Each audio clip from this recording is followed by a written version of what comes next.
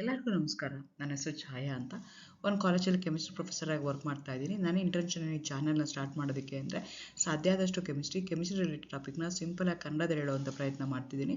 Chemistry ಇಷ್ಟ ಇಲ್ದಿರೋರ್ಗೂ chemistry ಕಡೆಗೆ ಸೆಳೆಯುವಂಥ ಪ್ರಯತ್ನ ನನ್ನ ಚಾನಲ್ ಮುಖಾಂತರ ಮಾಡ್ತಾ ಇದ್ದೀನಿ. ಪರ್ಟಿಕ್ಯುಲರ್ಲಿ ಕನ್ನಡ ಮೀಡಿಯಂ ಹುಡುಗರಿಗೆ, ರೂರಲ್ ಹುಡುಗರಿಗೆ ಹೆಲ್ಪ್ ಆಗಲಿ ಅಂತ ಕೆಮಿಸ್ಟ್ರಿನ ಕನ್ನಡದಲ್ಲಿ ಹೇಳುವಂಥ ಪ್ರಯತ್ನ ನನ್ನ ಚಾನಲಲ್ಲಿ ಮಾಡ್ತಾ ಇದ್ದೀನಿ. ನೀವೇನಾದರೂ ಸದ್ಯಕ್ಕೆ ರಾಣಿ ಚೆನ್ನಮ್ಮ ಯೂನಿವರ್ಸಿಟಿನಲ್ಲಿ ಓದ್ತಾ ಇದ್ದೀರಾ, 4th ಸೆಮ್ಮಲ್ಲಿ ಇದ್ದೀರಾ ಅಂತಂದರೆ, ಕೆಮಿಸ್ಟ್ರಿನ ಒನ್ ಆಫ್ ದಿ ಮೇಜರ್ ಸಬ್ಜೆಕ್ಟಾಗಿ ತೊಗೊಂಡಿದ್ದೀರಾ ಅಂತಂದರೆ ನಿಮ್ಗೆ ಆಲ್ರೆಡಿ ಗೊತ್ತಿರುತ್ತೆ 4 ಯೂನಿಟ್ ಇರುತ್ತೆ. 4 ಯೂನಿಟಲ್ಲಿ 3ನೇ ಯೂನಿಟ್ದು ವೀಡಿಯೋಸ್ ನಾನು ಅಪ್ಲೋಡ್ ಮಾಡ್ತಾ ಇದ್ದೀನಿ.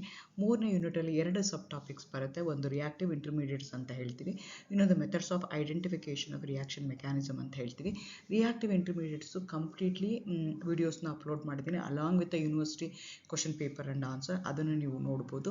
ಅದೇ ರೀತಿ methods of identification of reaction mechanism ಸೀರೀಸಲ್ಲಿ ಇವತ್ತು ನಾನು ಅಪ್ಲೋಡ್ ಮಾಡ್ತಾ ಇರೋಂಥದ್ದು 5ನೇ video. There are 9 different methods to identify the reaction mechanism. ಅದರಲ್ಲಿ one of the important from the exam point of view ಇರುವಂಥದ್ದು ಕ್ರಾಸ್ ಓವರ್ ಎಕ್ಸ್ಪೆರಿಮೆಂಟ್ ಅಂತ ಹೇಳ್ತೀವಿ. ಇದನ್ನು ಏನು ಮಾಡ್ತೀವಿ, ರಿಯಾಕ್ಟೆಂಟ್ಸ್ನ ಚೇಂಜ್ ಮಾಡಿ ಪ್ರಾಡಕ್ಟು ಯಾವ್ದು ಬರುತ್ತೆ ಅಂತ ನಾವು ನೋಡಿಕೊಂಡು based on that we are going to tell this is the way the mechanism takes place, this is the way the bond breaks, this is the way the intermediates are formed ಅಂತ ನಾವು ಹೇಳ್ತೀವಲ್ಲ, ಅದನ್ನು ನಾನು ಇನ್ ಡೀಟೇಲಾಗಿ ಇವತ್ತು ಹೇಳೋಣ ಅಂತ ಅಂದ್ಕೊಳ್ತಾ ಇದ್ದೀನಿ. Again welcome to Kenchaya. ನನ್ನ ಚಾನಲ್ನ ಸಬ್ಸ್ಕ್ರೈಬ್ ಮಾಡಿ, ಶೇರ್ ಮಾಡಿ, ಸಪೋರ್ಟ್ ಮಾಡಿ. ನನ್ನ ಚಾನಲ್ನ ಸಬ್ಸ್ಕ್ರೈಬ್ ಮಾಡಿ, ಶೇರ್ ಮಾಡ್ಕೊಳ್ಳಿ. ಸೊ ನಿಮಗೆ ಇಲ್ಲಿ ನಾವು ಏನು ಹೇಳ್ತಾ ಇದ್ದೀವಿ, ರಿಯಾಕ್ಷನ್ ಮೆಕ್ಯಾನಿಸಮ್ನ ಐಡೆಂಟಿಫಿಕೇಶನ್ ಮಾಡಬೇಕು ಅಂತ ಅಂದ್ಕೊಳ್ತಾ ಇದ್ದೀವಿ, ಅಥವಾ ಅದು ಯಾವ ರೀತಿ ಇದೆ ಅಂತ ನಾವು ಅರ್ಥ ಮಾಡ್ಕೊಳ್ಬೇಕು ಅಂತ ಟ್ರೈ ಮಾಡ್ತಾ ಇದ್ದೀವಿ. ಅದಕ್ಕಿಂತ ಮುಂಚೆ ನನಗೆ ರಿಯಾಕ್ಷನ್ ಮೆಕ್ಯಾನಿಸಮ್ ಅಂದರೆ ಏನು ಅಂತ ಗೊತ್ತಿರಬೇಕು. ರಿಯಾಕ್ಷನ್ ಮೆಕ್ಯಾನಿಸಮ್ ಅಂದರೆ ಏನು ಅಂದರೆ, ಯಾವುದೋ ಒಂದು ರಿಯಾಕ್ಟೆಂಟ್ಸ್ ಇರ್ತವೆ, ಆ 2 ರಿಯಾಕ್ಟೆಂಟ್ ಏನಾಗ್ತವೆ, ಕಂಬೈನ್ ಆಗ್ತವೆ. ಕಂಬೈನ್ ಆದಾಗ ನಿಮಗೆ ಪ್ರಾಡಕ್ಟ್ ಬರುತ್ತೆ. ಆ 2 ರಿಯಾಕ್ಟೆಂಟು ಸೇಮ್ ಇರ್ಬೋದು, ಇಲ್ಲ ಅಂದರೆ 2 ರಿಯಾಕ್ಟೆಂಟು ಬೇರೆ ಬೇರೆ ಇರ್ಬೋದು. A2A may give the product or A plus B may give the product. So ಆ ರಿಯಾಕ್ಟೆಂಟ್ಸ್ ಏನಿದೆಯಲ್ಲ ಅದು ಸೇಮ್ ಇರ್ಬೋದು ಅಥವಾ ಬೇರೆ ಬೇರೆ ಇರ್ಬೋದು. ಆ 2 ರಿಯಾಕ್ಟೆಂಟ್ಸ್ ಏನಿದೆಯಲ್ಲ ಅದಕ್ಕೆ ನಾವು ಒಂದಕ್ಕೆ ಸಬ್ಸ್ಟ್ರೇಟ್ ಅಂತ ಕರಿತೀವಿ, ಇನ್ನೊಂದಕ್ಕೆ ಅಟ್ಯಾಕಿಂಗ್ ರಿಯೇಜೆಂಟ್ ಅಂತ ಕರಿತೀವಿ. ಅಟ್ಯಾಕಿಂಗ್ ರಿಯೇಜೆಂಟ್ ಏನು ಮಾಡುತ್ತೆ, ಫಸ್ಟು ಸಬ್ಸ್ಟ್ರೇಟ್ನ ಅಟ್ಯಾಕ್ ಮಾಡುತ್ತೆ. ಅಂದರೆ ಏನಾಗ್ತಿದೆ, ಅಟ್ಯಾಕ್ ಮಾಡಿದಾಗ ಏನಾಗುತ್ತೆ ಅಂದರೆ ಓಲ್ಡ್ ಬಾಂಡ್ ಬ್ರೇಕ್ ಆಗುತ್ತೆ. ಆ ಬ್ರೇಕ್ ಆದಮೇಲೆ ನಿಮಗೊಂದು ಇನ್ ಬಿಟ್ವೀನ್ ಟ್ರಾನ್ಸಿಷರಿ ಸ್ಪೀಶೀಸ್ ಬರುತ್ತೆ, ಅದಕ್ಕೆ ನಾವು ಇಂಟರ್ಮೀಡಿಯೇಟ್ಸ್ ಅಂತ ಕರಿತೀವಿ. ಈ ಕ್ಲಿವೇಜ್ ಏನಿದೆಯಲ್ಲ ಅದು ಹೋಮೋಲಿಟಿಕಲಿ ಕ್ಲಿವೇಜ್ ಆಗ್ಬೋದು, ಇಲ್ಲ ಅಂದರೆ ಹೆಟ್ರೋಲಿಟಿಕಲಿ ಕ್ಲಿವೇಜ್ ಆಗ್ಬೋದು. ಹೋಮೋಲಿಟಿಕಲಿ ಕ್ಲೀವೇಜ್ ಆದರೆ ಫ್ರೀ ರ್ಯಾಡಿಕಲ್ಸ್ ಬರುತ್ತೆ, ಹೆಟ್ರೋಲಿಟಿಕಲಿ ಕ್ಲೀವ್ ಆದರೆ ಕಾರ್ಬೋಕೆಟಿಯಾನು ಕಾರ್ಬನಿಯಾನ್ಸ್ ನಿಮಗೆ ಬರ್ತಾ ಹೋಗುತ್ತೆ. ಸೊ ಅದು ಏನಾಗುತ್ತೆ, ಈ ಇಂಟರ್ಮೀಡಿಯೇಟ್ಸ್ ಏನು ಬಂತಲ್ಲ ಅವ್ರದ್ದು ಲೈಫ್ ಸ್ಪ್ಯಾನ್ ತುಂಬ ಕಡಿಮೆ ಇರುತ್ತೆ. They are highly unstable. Immediately they get converted into product. The entire path in which your reactant get converted into intermediates and that intermediate get converted into product, entire path, entire journey, we are going to call it as mechanism. The path in which reactants are getting converted into product through intermediates by the cleavage of the bond, initial bond, by the cleavage of the reactant.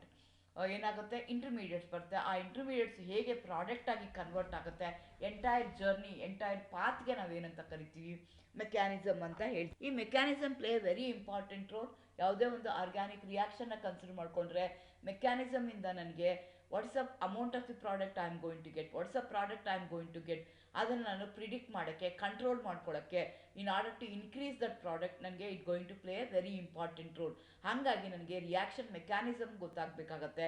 So ಯಾವ ರೀತಿಯಾಗಿ those reactant, how they reacting with each other and how they are going to cleave their bond, who is going to attack first. Everything can be easily analyzed if you know the reaction mechanism. So that I am going to compare with my previous knowledge of the chemistry and experimentation ಏನು ಬಂದಿದೆ ಅದ್ರ ಮೇಲೆ reaction mechanism ಇದೆಯಾ ಅಂತ ನಾನು ಏನು ಮಾಡ್ತೀನಿ, propose ಮಾಡ್ತಾ ಹೋಗ್ತೀನಿ. ಕೆಲವೊಂದು ಸಲ ಒಂದೇ ಮೆಥಡ್ ಸಾಕಾಗಲ್ಲ, have to use more than one method. ಅಲ್ಲಿ ಹತ್ತತ್ರ 9 ಡಿಫ್ರೆಂಟ್ ಮೆಥಡ್ಸ್ ಯೂಸ್ ಮಾಡಿಕೊಂಡು ರಿಯಾಕ್ಷನ್ ಮೆಕ್ಯಾನಿಸಮ್ ಇದೇ ಇರ್ಬೋದಾ ಅಂತ ನಾನು ಐಡೆಂಟಿಫಿಕೇಷನ್ ಮಾಡ್ಬೋದು.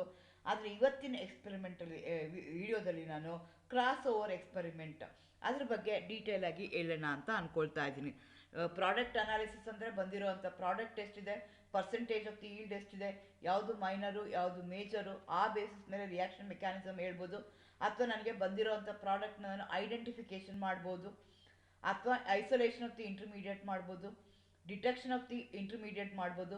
ಕೆಲವೊಂದು ಸಲ ಯಾವಾಗೂ ಐಸೋಲೇಷನ್ ಕಷ್ಟ ಆಗುತ್ತೆ, ಬರೀ ಡಿಟೆಕ್ಷನ್ ಮಾಡ್ಬೋದು using the instrument. Or if it's a chiral molecule stereochemical evidence ತಗೋಬೋದು. ಅಥವಾ ಐಸೋಟೋಪ್ಸ್ ಇನ್ವಾಲ್ವ್ ಆಗಿರೋವಂಥದ್ದು ಏನಾದರೂ ಇತ್ತು ಅಂದರೆ ಐಸೋಟೋಪ್ ಲೆವಿಂಗ್ ಮಾಡ್ಬೋದು. ಅಥವಾ I am going to do the reaction at different temperature and I can do it. ಅಥವಾ cross over experiment ಮಾಡಿ ನಾನೇನು ಮಾಡ್ಬೋದು, ರಿಯಾಕ್ಷನ್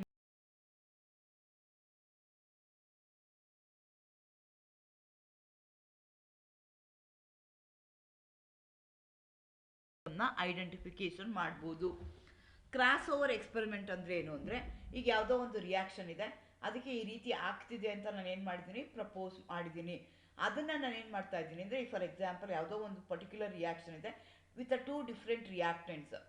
ಅಂದರೆ ಆ ರಿಯಾಕ್ಟೆಂಟಲ್ಲಿ ಆ ರಿಯಾಕ್ಷನ್ನ ಮಾಡ್ತಾ ಇದ್ದೀನಿ. ಆವಾಗ ಏನು ಆಗುತ್ತೆ ಅಂತ ನಾನು ಐಡೆಂಟಿಫಿಕೇಶನ್ ಮಾಡ್ತೀನಿ. ಅಂದ್ರೇನು, ಯಾವುದೋ ಒಂದು ರಿಯಾಕ್ಟೆಂಟ್ ಎನ ತೊಗೊಂಡಿದ್ದೀನಿ, A will react with B to give a product. Next ಏನು ಮಾಡ್ತಾ ಇದ್ದೀನಿ, same type of reaction A1 + B1 ತಗೊಳ್ತಾ ಇದ್ದೀನಿ. ಅಲ್ಲಿ ಆಲ್ಕೋಹಾಲು ಮತ್ತು ಆ್ಯಸಿಡ್ನ ತಗೊಳ್ತಾ ಇದ್ದೀನಿ ಅಂತ ಇಟ್ಕೊಳ್ಳೋಣ. ಆವಾಗ ಅವೆರಡು ಹೇಗೆ ರಿಯಾಕ್ಟ್ ಆಗುತ್ತೆ ಅಂತ ನೋಡ್ತೀನಿ. ಇವು ಅದಕ್ಕೆ ಏನಂತ ಕರಿತೀವಿ ನಾವು, ಎಸ್ಟರಿಫಿಕೇಶನ್ ರಿಯಾಕ್ಷನ್ ಅಂತ ಕರಿತೀವಿ. ಎಸ್ಟರ್ ಫಾರ್ಮೇಷನ್ ಆಗುತ್ತೆ. ಆದರೆ ಇಲ್ಲೇನು ಮಾಡ್ತಾ ಇದ್ದೀನಿ, ಆ ರಿಯಾಕ್ಟೆಂಟ್ ಏನಿದೆಯಲ್ಲ, ಬೇರೆ ಬೇರೆ ರಿಯಾಕ್ಟೆಂಟ್ಗಳನ್ನ ತಗೊಳ್ತೀನಿ ನಾನು. ಅಂದ್ರೇನು, ಆ್ಯಸಿಡ್ನ ಒಂದು ಕೇಸಲ್ಲಿ ಒಂದು ಆ್ಯಸಿಡ್ನ ತಗೊಳ್ತೀನಿ, ಇನ್ನೊಂದು ಕೇಸಲ್ಲಿ ಇನ್ನೊಂದು ಆ್ಯಸಿಡ್ನ ತಗೊಳ್ತೀನಿ. ಒಂದು ಕೇಸಲ್ಲಿ ಒಂದು ಆಲ್ಕೋಹಾಲ್ನ ತಗೊಳ್ತೀನಿ, ಇನ್ನೊಂದು ಕೇಸಲ್ಲಿ ಇನ್ನೊಂದು ಆಲ್ಕೋಹಾಲ್ ತಗೊಳ್ತೀನಿ. ಸೊ ಏನಾಗುತ್ತೆ ಪ್ರಾಡಕ್ಟು ಅಂತ ನೋಡ್ತೀನಿ. ನೆಕ್ಸ್ಟಲ್ಲಿ ಏನು ಮಾಡ್ತೀನಿ ಅಂತಂದರೆ, ಎರಡು ಆ್ಯಸಿಡು ಎರಡು ಆಲ್ಕೋಹಾಲ್ನ ಆ್ಯಡ್ ಮಾಡಿ ಪ್ರಾಡಕ್ಟ್ ಏನು ಬರುತ್ತೆ ಅಂತ ನಾನು ಐಡೆಂಟಿಫಿಕೇಶನ್ ಮಾಡ್ತೀನಿ. ಆ ಬೇಸಿಸ್ ಮೇಲೆ ನಾನು ಏನು ಮಾಡ್ತೀನಿ ಅಂತಂದರೆ, ಕ್ರಾಸ್ ಓವರ್ ಮಾಡ್ತಾ ಇದ್ದೀನಿ. ಒಂದು ರಿಯಾಕ್ಟೆಂಟ್ನ ಇನ್ನೊಂದ್ರ ಜೊತೆಗೆ ರಿಯಾಕ್ಟ್ ಮಾಡಿ ಅದು ಅದೇ ರೀತಿ ಬಿಹೇವ್ ಮಾಡ್ತಾ ಇದೆಯಾ, ಅದೇ ರೀತಿ ಪ್ರಾಡಕ್ಟ್ ಕೊಡ್ತಾ ಇದೆಯಾ, ಅದನ್ನು ನಾನು ಚಕ್ರ. ಅದಕ್ಕೆ ನಾವೇನಂತ ಕರಿತೀವಿ, ಕ್ರಾಸ್ ಓವರ್ ಎಕ್ಸ್ಪೆರಿಮೆಂಟ್ ಅಂತ ಹೇಳ್ತೀವಿ. ಫಾರ್ ಎಕ್ಸಾಂಪಲ್ ಫ್ರೈಸ್ ರಿಅರೇಂಜ್ಮೆಂಟ್ನ ತಗೊಳ್ಳೋಣ. ಇಲ್ಲಿ ಏನಾಗುತ್ತೆ ಅಂತಂದರೆ, ನಿಮಗೆ the reaction which involves the migration of the acyl group CH3CO ಗ್ರೂಪ್ಗೆ ನಾವು COO ಗ್ರೂಪ್ಗೆ ನಾವೇನಂತ ಕರಿತೀವಿ, ಅಸೈಲ್ ಗ್ರೂಪ್ ಅಂತ ಕರಿತೀವಿ. Of the phenyl ester to benzene ring, ಇದಕ್ಕೆ ನಾವೇನಂತ ಕರಿತೀವಿ, ಫ್ರೈಸ್ ರಿಅರೇಂಜ್ಮೆಂಟ್ ಅಂತ ಹೇಳ್ತೀವಿ. ಇಲ್ಲಿ ನೋಡಿ A ಆ್ಯಂಡ್ B ನೋಡ್ಕೊಳ್ಳಿ. ಎನಲ್ಲಿ ಏನಾಗ್ತಿದೆ ಅಂತಂದರೆ, ನಾನೇನು ಮಾಡಿದ್ದೀನಿ, ಒಂದು ಫಿನೈಲ್ ಎಸ್ಟರ್ನ ತೊಗೊಂಡಿದ್ದೀನಿ, C6H5COO C6H5CH3 ತೊಗೊಂಡಿದ್ದೀನಿ. ಅದಕ್ಕೆ ಏನು ಮಾಡ್ತಾ ಇದ್ದೀನಿ, ನಾನು ALC ಜೊತೆಗೆ ರಿಯಾಕ್ಟ್ ಮಾಡ್ತಾ ಇದ್ದೀನಿ in presence of aqueous HCl. ಅವಾಗ ರಿಯಾಕ್ಷನ್ ಏನಾಗುತ್ತೆ, ನಿಮ್ಮದು OH ಗ್ರೂಪ್ ಏನಿದೆಯಲ್ಲ, ಆ OH ಗ್ರೂಪ್ ಏನಾಗುತ್ತೆ, ಆನ್ ದಿ ಬೆನ್ಝೀನ್ ರಿಂಗ್ ಬರುತ್ತೆ. CO ಏನಿದೆಯಲ್ಲ ಅದು OH ಆಗಿ ನೆಕ್ಸ್ಟ್ ಅಡ್ಜಸೆಂಟ್ ಕಾರ್ಬನ್ ಆಟಮ್ಗೆ ಅಟ್ಯಾಚ್ ಆಗುತ್ತೆ, 1-2 ಅಟ್ಯಾಚ್ಮೆಂಟ್ ಆಗುತ್ತೆ. ಅದೇ ರೀತಿ ನಾನು ಏನು ಮಾಡಿದೆ, ಇನ್ನೊಂದು ರಿಯಾಕ್ಟೆಂಟ್ನ ತಗೊಂಡೆ. ಅದನ್ನು ಏನು ಮಾಡ್ತಾ ಇದ್ದೀನಿ, ಫಿನೈಲ್ ಎಸ್ಟರ್ನೇ ತಗೊಂಡು ಅದರಲ್ಲೂ ಮತ್ತೇನು ಮಾಡ್ತಾ ಇದ್ದೀನಿ, ಇನ್ನೊಂದು ಸಬ್ಸ್ಟಿಟ್ಯೂಯೆಂಟ್ CLನ ಎಕ್ಸ್ಟ್ರಾ ಆ್ಯಡ್ ಮಾಡ್ತಾ ಇದ್ದೀನಿ. ಮೆಕ್ಯಾನಿಸಮು ಅದೇ ರೀತಿ ಆಗುತ್ತಾ ಅಂತ ಹೇಳೋದಕ್ಕೆ, ಯಾವಾಗೂ ಅದೇ ಪ್ರಾಡಕ್ಟ್ ಬರುತ್ತಾ ಅಂತ. ನಾನು CL ಹಾಕಿದಾಗೂ ಏನಾಯಿತು, ಅದೇ product. Everything remains the same. ಎರಡೂ ರಿಯಾಕ್ಟೆಂಟ್ ನಾನೀಗ ಕಂಪೇರ್ ಮಾಡ್ತಾ ಇರೋದ್ರಲ್ಲಿ ಏನು ಮಾಡ್ತಾ ಇದ್ದೀನಿ, ರಿಯಾಕ್ಟೆಂಟು ಎರಡು ಕೇಸಲ್ಲಿ ಏನು ಮಾಡ್ತಾ ಇದ್ದೀನಿ, ನಾನು ಚೇಂಜ್ ಮಾಡ್ತಾ ಇದ್ದೀನಿ. ಒಂದು ಕೇಸಲ್ಲಿ ಏನು ಮಾಡ್ತಾ ಇದ್ದೀನಿ, C6H5COO C6H5CH3 ತೊಗೊಳ್ತಾ ಇದ್ದೀನಿ. ಇನ್ನೊಂದು ಕೇಸಲ್ಲಿ Bನಲ್ಲಿ ಏನು ಮಾಡ್ತಾ ಇದ್ದೀನಿ, ಕ್ಲೋರೋ ಗ್ರೂಪ್ನ ಇಂಟ್ರಡ್ಯೂಸ್ ಮಾಡ್ತಾ ಇದ್ದೀನಿ. ಕ್ಲೋರೋ ಗ್ರೂಪ್ ಇಂಟ್ರಡ್ಯೂಸ್ ಮಾಡಿದ ತಕ್ಷಣ ಪ್ರಾಡಕ್ಟ್ ಫಾರ್ಮೇಷನ್ ಏನು ಚೇಂಜ್ ಆಗಲ್ಲ, exactly remains the same. One of the ರಿಯಾಕ್ಟೆಂಟ್ನ ನಾನು ಚೇಂಜ್ ಮಾಡ್ತಾ ಇದ್ದೀನಿ. AlCH3 ಸೇಮ್ ಇದೆ, aqueous HCl ಸೇಮ್ ಇದೆ. ಆದರೆ ಏನು ಮಾಡ್ತಿದೆ, A also going to give the product C, B will going to give the product D. There is no doubt about it. ಎರಡು ಎಸ್ಟರ್ಸ್ ಏನು ಮಾಡ್ತಾ ಇದೆ, ರೀಅರೇಂಜ್ ಆಗ್ತಾ ಇದೆ. ಐಡೆಂಟಿಕಲ್ ಕಂಡೀಷನ್ಸಲ್ಲಿ ಏನಾಗ್ತಾ ಇದೆ, ಸೇಮ್ ರೇಟಲ್ಲಿ ನಿಮಗೆ ಪ್ರಾಡಕ್ಟ್ನ ಕೊಡ್ತಾ ಇದೆ. ಸೊ ಏನು ಮಾಡ್ತೀನಿ ಅಂತಂದರೆ, similar condition 2 possibilities arise. Same condition ಇದೆ ಅಂತ ಇಟ್ಕೊಳ್ಳೋಣ. ಈಗ ಏನು ಮಾಡ್ತೀನಿ, ನಾನು A ಮತ್ತು Bನ ಆ್ಯಡ್ ಮಾಡ್ತೀನಿ. ಆ್ಯಡ್ ಮಾಡಿ ಸೇಮ್ ರಿಯಾಕ್ಷನ್ ಕಂಡೀಷನ್ಸ್ನ ಕಂಟಿನ್ಯೂ ಮಾಡ್ತೀನಿ. ಆವಾಗ ನನಗೇನು ಬರಬೇಕು, CDEF 4 ಪ್ರಾಡಕ್ಟು ನಿಮಗೆ ಬರಬೇಕಾಗುತ್ತೆ. ಎರಡು ನಮ್ಗೆ ಏನು ಕೊಡುತ್ತೆ, ನಾನು ಎರಡು ರಿಯಾಕ್ಟೆಂಟ್ನ ಯೂಸ್ ಮಾಡ್ತಾ ಇದ್ದೀನಿ. ಎರಡು ರಿಯಾಕ್ಟೆಂಟ್ನ ಯೂಸ್ ಮಾಡಿದಾಗ ನಿಮ್ಗೆ ಏನಾಗುತ್ತೆ, 4 ಪ್ರಾಡಕ್ಟ್ಗಳು ಬರ್ಬೋದು, ಚಾನ್ಸಸ್ ಇದೆ, ಪ್ರಾಬಬಿಲಿಟೀಸ್ ಆರ್ ದೇರ್. ಹೇಗಾಗ್ತಾ ಇದೆ, one with a chloro, other one without chloro, one with the OH group, other one without the OH group.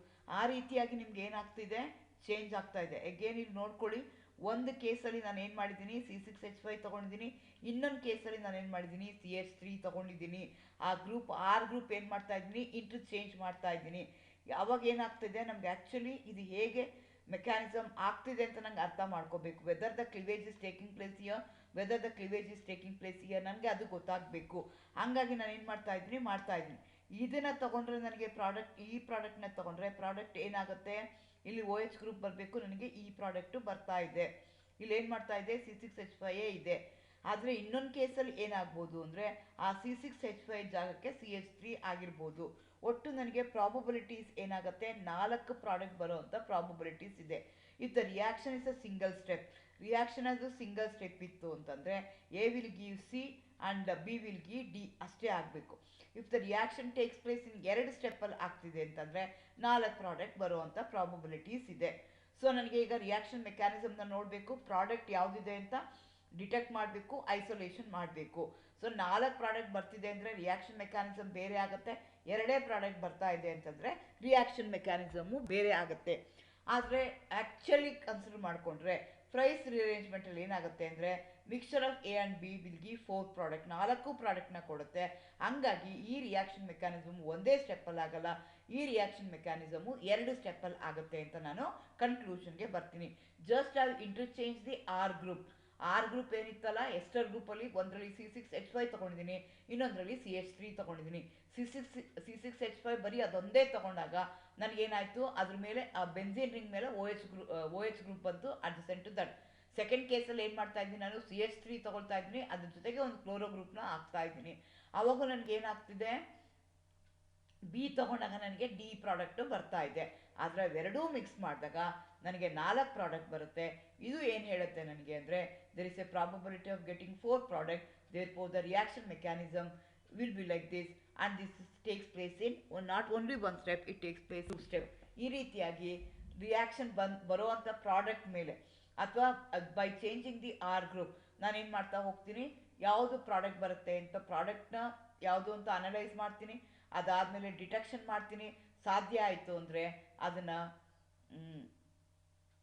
Isolation ಮಾಡಿ ಪ್ರಾಡಕ್ಟ್ ಬಂದಿದೆಯಾ ಇಲ್ವಾ ಅಂತ ನಾನು ಈ ರೀತಿಯಾಗಿ ರಿಯಾಕ್ಷನ್ ಮೆಕ್ಯಾನಿಸಮ್ ಬಗ್ಗೆ ಹೇಳ್ತಾ ಹೋಗ್ತೀನಿ. Thank you, all the best.